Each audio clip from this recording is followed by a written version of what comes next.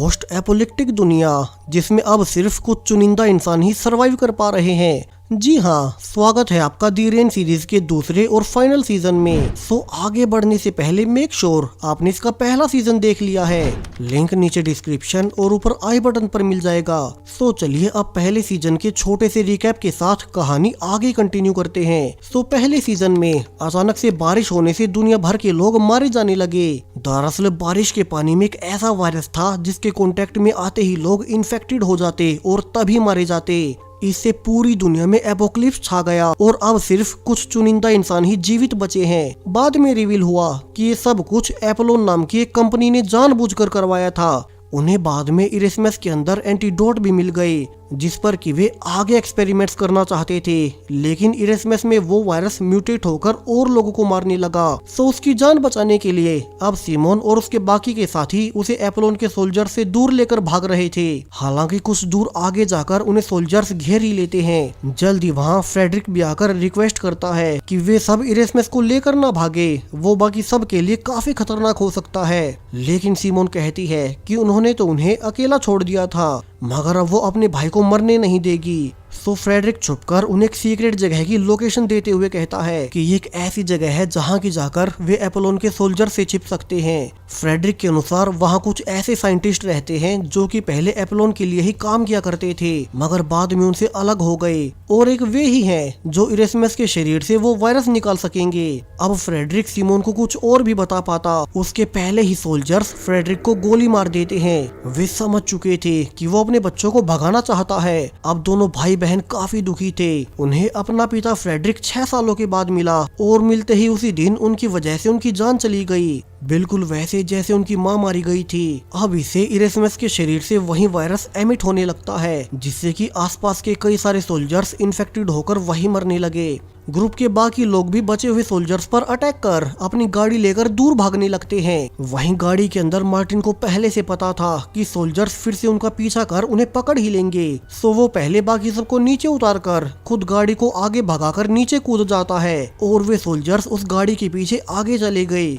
अब बाद में वे सब रियूनाइट होकर अब उसी एड्रेस पर जाने लगते हैं जो कि मरने से पहले सिमोन के पिता ने उन्हें दे दिया था। वही इरेस्मस काफी हैरान था कि उसके शरीर से उसके परेशान होते ही वायरस एमिट होने लगता है और जो कोई भी उसके ज्यादा करीब खड़ा हो वो तभी मारा जाएगा।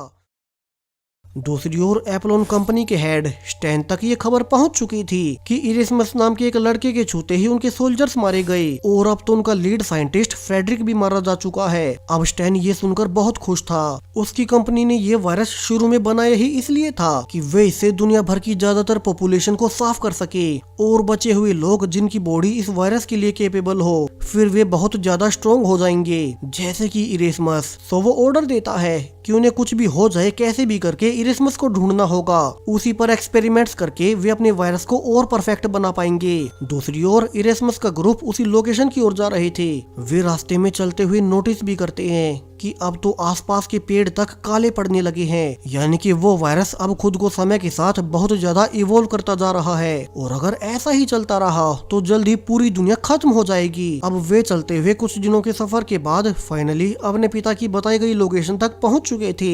यहाँ उन्हें 2 साइंटिस्ट फाई और जेकब मिलते हैं। वे उन्हें सब बताते हैं कि कैसे उनके पिता फ्रेडरिक ने उन्हें यहाँ की लोकेशन दी थी ताकि यहाँ के साइंटिस्ट अपनी लैब में इरेस्मस को ठीक कर सकें। अब वे दोनों साइंटिस्ट उन्हें अपने बारे में बताते हैं कि ऊपर से तो उनकी ये बिल्डिंग अबेंडन नजर आती है, मगर अंदर बहुत ही एडवांस्ड मशीन्स और लैब उन्होंने बना रखी है और वे भी एपोलोन कंपनी से छुपकर उसी वायरस का इलाज ढूंढ रहे थे। अब वे इरेस्मस के बारे में जानकर उसे अपनी लैब में टेस्टिंग के लिए ले जाते हैं। यहाँ वे ये देखकर बहुत हैरान थे कि जो वायरस इरेस्मस की बॉडी में था वो उसे मार नहीं रहा बल्कि उसकी बॉडी को होस्ट बनाकर उसे और पावरफुल बना रहा है। लेकिन उसकी एक डाउन साइड भी है कि हर किसी की बॉडी वायरस को सह नहीं पाएगी और इरेस्मस के करीब जाने वाले लोग उस वायरस से इन्फेक्टेड होकर वहीं मारे जाएंगे। सो वे फैसला करते हैं कि वे इरेस्मस की स्पाइन थेरेपी करके वायरस को एक्सट्रैक्ट करने की कोशिश करेंगे। इससे उन्हें बाहर की दुनिया के वायरस का एंटीडोट ढूंढने में आसानी होगी। अब दोनों साइंटिस्ट अपने कुछ और साथियों के साथ इरेस्मस को लैब में लाकर उसकी स्पाइन से वायरस निकालने लगते हैं, लेकिन अब वो होता है जिसकी किसी को उम्मीद नहीं थी। इस ऑपरेशन के दौरान इरेस्मस खुद से फिर से आपा खो बैठा और उसकी बॉडी से वही वायरस चारों ओर एमिट होने लगता है। इससे पूरी ही फैसिलिटी में अलार्म बज रहे थे और सिमोन भी उस अलार्म को सुनकर जल्दी से लैब की ओर भागती है। वो सबसे पहले पहुंचकर ये देखकर हैरान रह गई कि लैब में तो इरेस्मस की वजह से सारे साइंटिस्ट मारे गए। वही इरेस्मस उठकर पूछता है कि ये सब क्या हुआ, क्योंकि उसे कुछ भी याद नहीं था। अब सिमोन सब कुछ सच जानते हुए भी उसे झूठ बोल देती है कि इन लोगों से गलती से वायरस की एक ट्यूब टूट गई और वे उससे इन्फेक्टेड होकर सभी मारे गए। अब पूरी लैब को सैनिटाइज करने के बाद सभी मरे हुए साइंटिस्ट की बॉडीज को दफनाया जाता है। यहाँ पूरी फैसिलिटी में सिर्फ एक ही साइंटिस्ट बची थी, फाई, जो कि उस वक्त लैब से बाहर कुछ दवाइयाँ लेने आ गई। हालांकि उसे भी सिमोन ने झूठ ही बोला कि अंदर वायरस की एक ट्यूब टूटने से ये सारा हादसा हुआ। यहाँ फैसिलिटी में फाई की एक बहन सेरा भी थी और वो इरेस्मस से अकेले में पूछने जाती है कि उनके बाकी के साथी लैब में कैसे मारे गए। अब इरेस्मस को तो खुद कुछ भी याद नहीं था, सो वो क्या ही बताता। सेरा उसे अकेले में रिवील करती है कि वो भी इरेस्मस की तरह बहुत बुरी तरह से बीमार रही है। बचपन से ही उसका इम्यून सिस्टम बहुत ज्यादा खराब था, इसलिए उसे अक्सर सावधानी बरतनी पड़ती और उसे सबसे दूर रहना पड़ता। वहीं आगे ये पता लगने पर कि इरेस्मस पूरे 6 सालों तक बंकर में बंद रहा, सेरा को उसे हमदर्दी होने लगती है, क्योंकि वो तो खुद भी बचपन से अकेली ही रहती आई थी। उसकी फिजिकल कंडीशन के कारण अब वो अंदर इरेस्मस के पास जाने लगती है और इस वक्त फिर से उसके शरीर से वायरस एमिट होने लगा था। यहाँ सेरा सेफली बाहर तो आ गई, मगर वो बाकी सबको इसके बारे में नहीं बताती, क्योंकि उसे अब तक इरेस्मस अच्छा लगने लगा था। तो वहीं साइमन इकलौती बची साइंटिस्ट फाई के साथ अपने भाई का इलाज ढूंढ रही थी कि वे उसे नॉर्मल कैसे करें। फाई और ज्यादा टेस्टिंग के बाद रियलाइज करती है कि ये वायरस हर और एमिट होगा जब भी इरेस्मस किसी भी प्रकार से स्ट्रॉन्ग इमोशंस महसूस करे, चाहे वो एक्साइटमेंट हो या गुस्सा। सो उन्हें आगे के लिए सावधान रहना होगा। वहीं इरेस्मस तो खुद धीरे धीरे अपनी बॉडी से वायरस को कंट्रोल करना सीख रहा था, ताकि जब वो खुद चाहे तभी वो वायरस को एमिट कर सके। इससे वो अपने ग्रुप मेंबर्स की रक्षा कर पाएगा। दूसरी ओर अब तक एप्लोन कंपनी के बेस पर उन्हें पता चल जाता है कि इरेस्मस का ग्रुप उसे कहां लेकर छिपा है। सो लीडर स्टैन अपने एक ऑफिसर कीरा से कहता है कि वे अभी बहुत से सोल्जर्स के साथ उसी फैसिलिटी में जाए और वहां से इरेस्मस को पकड़कर अपने साथ ले आए।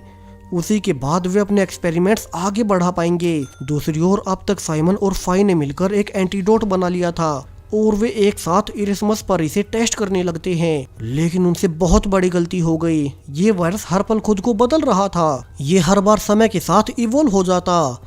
इसलिए अब वो एंटीडोट मिलते ही इरेस्मस की बॉडी से तेजी से वायरस एमिट होने लगता है, जो कि सिमोन और फाई की ओर तेजी से बढ़ रहा था। वहीं इस पर इरेस्मस का भी कोई काबू नहीं। सिमोन डर जाती है कि शायद से अब वो बच नहीं पाएगी। वहीं बाहर लिया और जीन, जो कि सब कुछ देख रहे थे, अब सिमोन को मरते हुए देखकर लिया खुद अंदर घुसती है और सिमोन को बचाने के लिए खुद उस वायरस को होस्ट बनने देती है। यहाँ पीछे से सिमोन जल्दी से इरेस्मस को बेहोशी का इंजेक्शन देकर सुला तो देती है, मगर अब तक बहुत देर हो चुकी थी। लिया की जान चली ही गई। एक और ग्रुप का मेंबर जो कि इरेस्मस और सिमोन की वजह से मारा गया।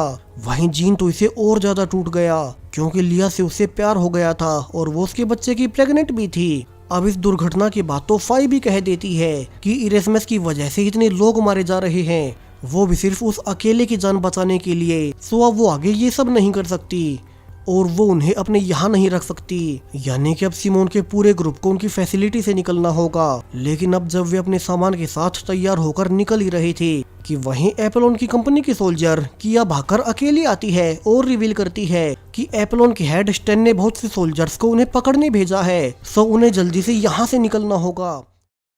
यहाँ पर कीरा उन्हें खुद के बारे में बताती है, कैसे वो अपनी माँ के साथ पोस्ट एपोलिप्टिक दुनिया में मारी मारी फिर रही थी। फिर उन्हें भी सोल्जर्स पकड़ने आ गए ताकि उन पर एक्सपेरिमेंट्स कर सके। सो कीरा को बचाने के लिए उसकी माँ ने खुद को सैक्रिफाइस कर दिया और कीरा तब से ही एपोलोन के साथ होने का नाटक करने लगी। मगर अब वो अपनी फैमिली की तरह इरेस्मस के ग्रुप को नहीं मरने देखना चाहती, इसलिए उनकी लोकेशन का स्टैन को पता लगते ही वो उन्हें चेतावनी देने अकेली भाग आई। हालांकि अब तक बहुत देर हो चुकी थी, बाहर बहुत से एप्लोन के सोल्जर्स उन्हें पकड़ने आ चुके थे। सो सभी मेंबर्स अब कीरा के साथ उनसे बचकर दूर भागने लगते हैं। इसी बीच दोनों ही ग्रुप्स में बहुत बड़ी गोलाबारी भी होती है और इसी झड़प के बीच एक गोली अब सेरा को लग गई इरेस्मस जल्दी से उसके पास जाकर उसे संभालने लगता है, क्योंकि बिएट्रिस की मौत के बाद एक सेरा ही थी जिससे मिलने के बाद इरेस्मस को और जीने की इच्छा हुई, वरना वो तो खुद को मारना ही चाहता था। लेकिन अब उसे भी गोली लग गई। सेरा अब मरने से पहले इरेस्मस को कहती है कि वो मरने से पहले एक आखिरी बार उसके करीब आना चाहती है, क्योंकि उसकी बीमारी के कारण वो कभी किसी के करीब नहीं गई।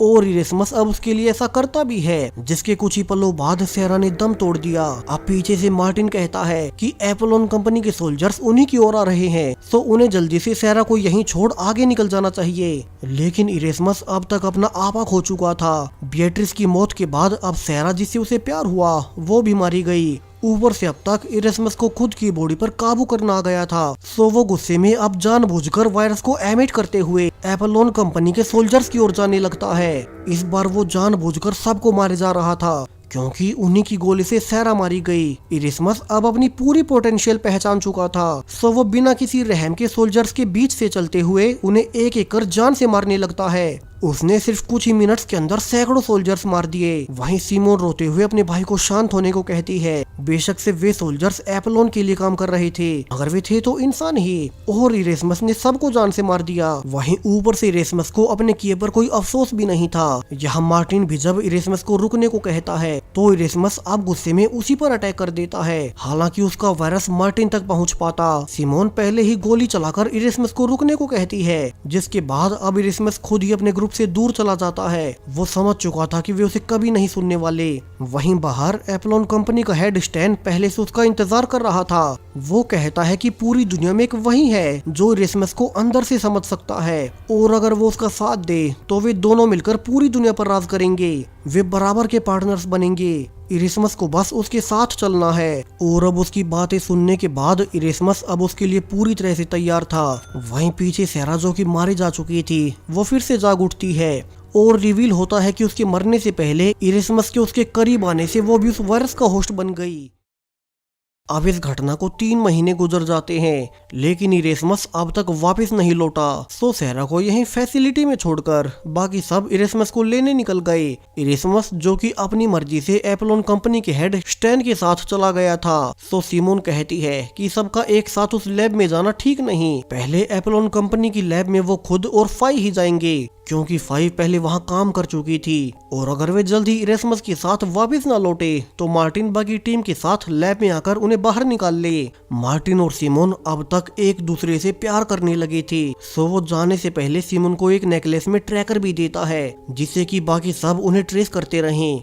अब सिमोन और फाई सामने से गार्ड्स के पास जाकर मेन लैब चलने को कहते हैं, और गार्ड्स उन्हें अच्छे से चेक कर इरेस्मस से मिलने भेजते हैं। वहीं इरेस्मस जिस पर पिछले 3 महीनों से एक्सपेरिमेंट्स किए जा रहे थे, अब सिमोन पूरे 3 महीने बाद अपने भाई से मिलकर कहती है कि उसे एपोलोन का कहा नहीं मानना चाहिए था। लेकिन इरेस्मस के अनुसार अब उसे एपोलोन के हेड स्टैन ने सब समझा दिया है, और वे ऐसा करके दुनिया को बेहतर बना देंगे। अब यहाँ से इरेस्मस अपनी बहन को उस वायरस को बनाने के पीछे का एपोलोन कंपनी का असली मकसद बताने लगता है। कैसे जब पूरी दुनिया भर में लोगों की संख्या बढ़ती ही जा रही थी, लगभग सारे ही देश ओवर पॉपुलेशन जैसी समस्या से गुजर रहे थे, यानी कि जल्द ही ऐसे हालात हो जाते जिसमें धीरे धीरे लोग भूखे मरने लगते।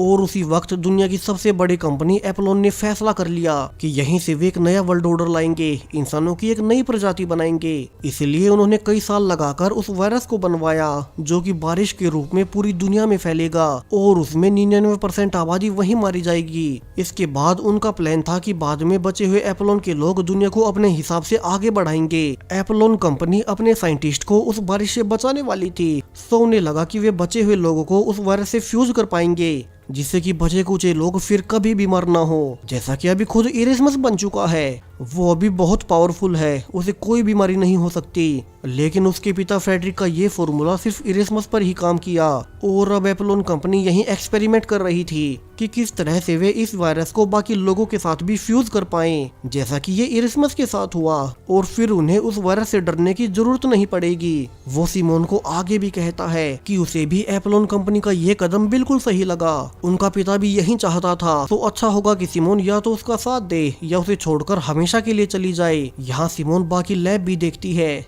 जिसमें बहुत से टेस्ट सब्जेक्ट्स को रखा गया था।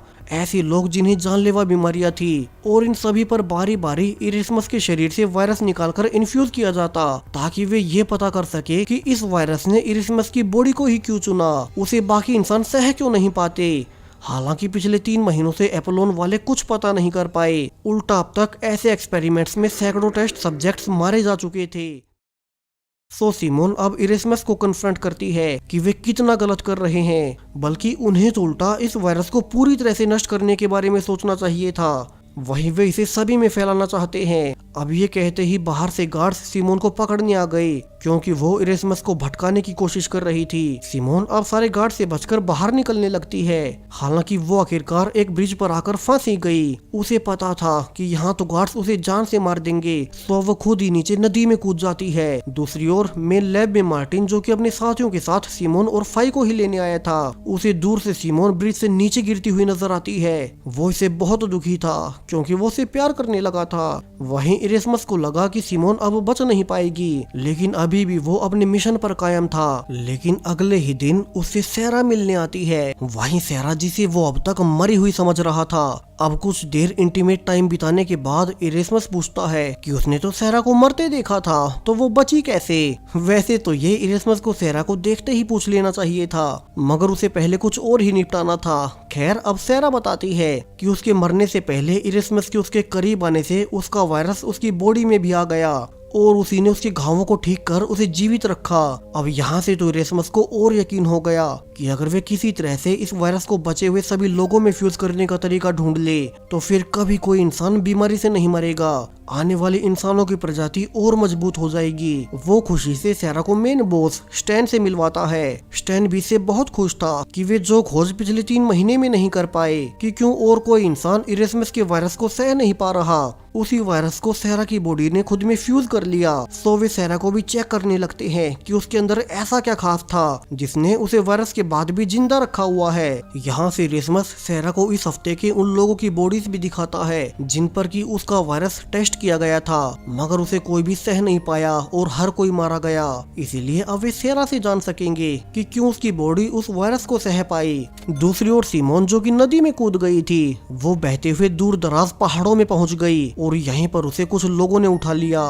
अब कुछ दिन बाद होश आने पर वो देखती है कि एक भाई बहन डैनियल और लूना ने उसे नदी से निकाला और उसकी जान बचा ली। वो लड़का डैनियल बताता है कि साइमन के गले वाला ट्रैकर पानी लगने से खराब हो गया, लेकिन वो कोशिश करेगा कि इसे अपने डिवाइसेस से रिपेयर कर सके। वो सिमोन को ये भी बताता है कि इन दोनों की फैमिली बाकी दुनिया से अलग रहती है, यहीं पर वे खेती करके अपना खाना उगाते हैं। अब सिमोन ये जानकर काफी हैरान थी कि बाकी जगहों की तरह यहाँ का कोई भी प्लांट इन्फेक्टेड नहीं था। सो लूना कहती है कि इसका उनके पास एक सीक्रेट सिरप है। वो सिमोन को एक ऐसे एरिया में ले जाती है जहाँ से बाहर सारे इन्फेक्टेड पेड़ पौधे थे।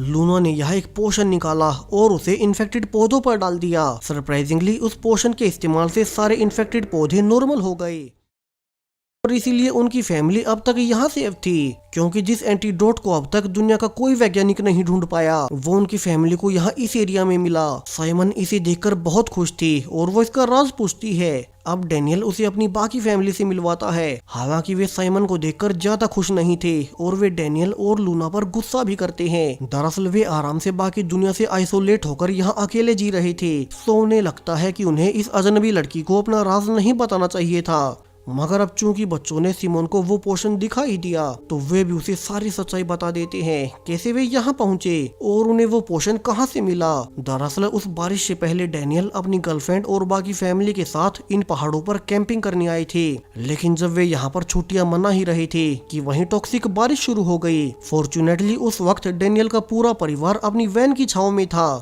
और उन्होंने बाहर देखा कि आसपास के सारे ही टूरिस्ट बारिश के पानी में भीगते ही तड़प तड़प कर मरने लगे। वे तभी समझ गए कि उन्हें बाहर बारिश में नहीं निकलना है। इसके बाद वे आने वाले कई हफ्तों तक अपने लिमिटेड खाने के साथ अपनी वैन में ही छिपे रहे। लेकिन आखिरकार डैनियल की गर्लफ्रेंड अपने घर जाने के लिए निकल ही गई, क्योंकि उसे देखना था कि उसकी अपनी फैमिली जिंदा बची होगी या नहीं। डैनियल भी उसके पीछे भागने लगा ताकि उसे रोक सके। वे उसका पीछा करते हुए अपने कैंप से थोड़ी ही दूर एक पुरानी केमिकल फैक्ट्री में जा पहुंचे। वो फैक्ट्री जहाँ की अजीब कारणों से हर ओर पेड़ पौधे उगे हुए थे और यहीं पर उन्होंने अंदर जाके देखा कि फैक्ट्री के पुराने केमिकल्स पर टॉक्सिक बारिश गिरने के बाद वहाँ एक ऐसा पौधा उग गया जिसके अंदर से निकले फ्लूइड से वे उस वायरस को खत्म कर पा रहे हैं। उस फैक्ट्री में वो केमिकल, वो टॉक्सिक बारिश और कुछ उगे हुए पेड़ पौधे, उनका डीएनए मिक्स हो गया और उन्हीं से ये नया प्लांट उग गया। तभी से ही ये फैमिली पिछले 7 सालों से उस पौधे की वजह से यहीं सुरक्षित छिपे हुए थे। वे उस पौधे के फ्लूइड से अपनी जमीन को सुरक्षित रख पाते और वहीं पर खेती करके आराम से रहते। उन्होंने बाहर इसके बारे में इसलिए नहीं बताया क्योंकि वे जानते थे कि वो एपोकलिप्स मैन मेड था और अगर किसी को इस पौधे का पता लगा तो कहीं वो उसे नष्ट ही ना कर दें। अब सिमोन सोचने लगती है कि वो इस पौधे के बारे में अपने साथियों को कैसे बताए।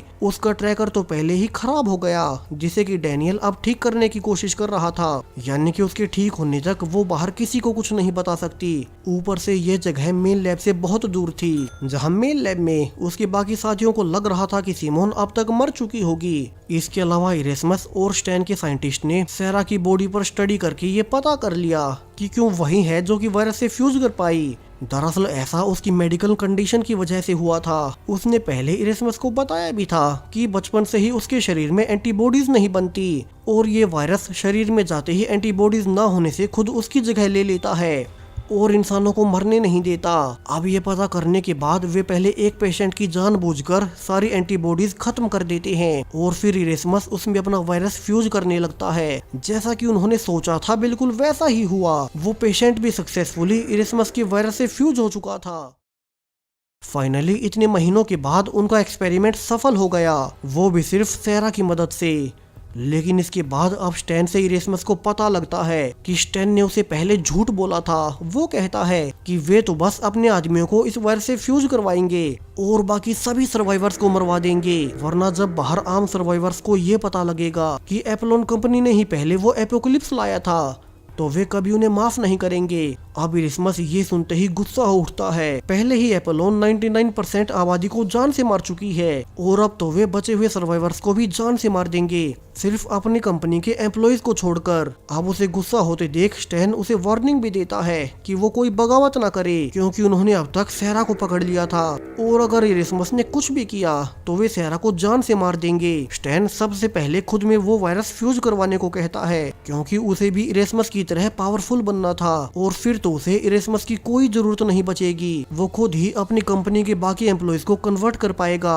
अब पहले की तरह फिर से अब स्टैन की बॉडी से आर्टिफिशियली एंटीबॉडीज को हटाया जाने लगता है। स्टैन कॉन्फिडेंट था कि सेरा के खतरे में होने से इरेस्मस कोई गड़बड़ नहीं करेगा कि तभी इरेस्मस को सेरा बाहर फ्री दिखाई देती है और इरेस्मस अब स्टैन को मारने आगे बढ़ने लगता है। दरअसल इरेस्मस ने सब कुछ घंटे पहले ही प्लान कर लिया था। जब स्टैन ने उसे पहले सेरा को मारने की धमकी दी थी तब इरेस्मस ने पहले जाकर मार्टिन और अपने ग्रुप के बाकी लोगों को जेल से छुड़ाया जिन्हें स्टैन ने पकड़वा रखा था और उनसे कहा कि वे उसकी लैब में जाने से पहले सेरा को बचा ले। अब प्रेजेंट में सेरा के लैब में सामने आते ही वो समझ गया कि मार्टिन ने उसे बचा ही लिया और अब स्टैन की बिना एंटीबॉडीज के खत्म हुए इरेस्मस स्टैन में वो वायरस फ्यूज करने लगता है जिससे कि स्टैन ने उस वायरस से इन्फेक्टेड होकर वहीं दम तोड़ दिया।